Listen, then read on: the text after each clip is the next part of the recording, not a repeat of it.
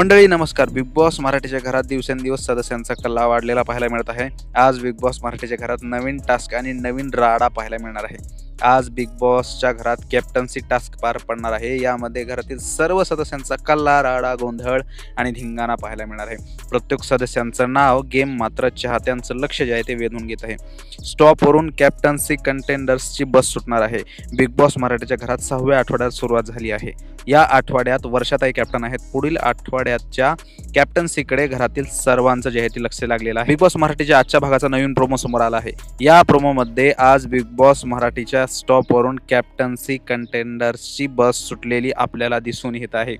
Big boss मराठीच्या घरातील सदस्य बसमध्ये बसण्यासाठी धडपड करताना दिसत आहेत. अंकिता पॅडी दादाला विचारते, गणपती कोकणात जाण्यासाठी तिकीट कन्फर्म करून घ्या. यावर उत्तर देत पॅडी दादा त्याचं बुकिंग झाल्याचं सांगतात. दुसरीकडे अरबाज म्हणतोय, घनश्यामपेक्षा मी कॅप्टन्सी चांगली करू शकतो. त्यावर अभिजित म्हणतो, घनश्याम कॅप्टन होऊ शकत नाही का?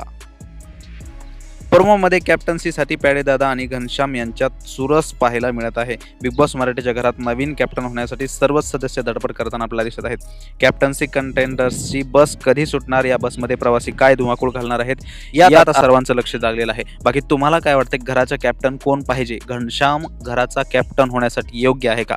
कारण तो जेव्हा म्हणला घराचा कॅप्टन मला व्हायचं आहे, तेव्हा पॅडेदादा त्याला म्हणतात, एक गुच्छा देऊ का? तेव्हा घनश्याम म्हणतो, आधीच दिलेला गुच्छा काय कमी आहे का? बाकी चला कमेंटमध्ये सांगा आणि चॅनलला तेवढं सबस्क्राईब करून घ्या.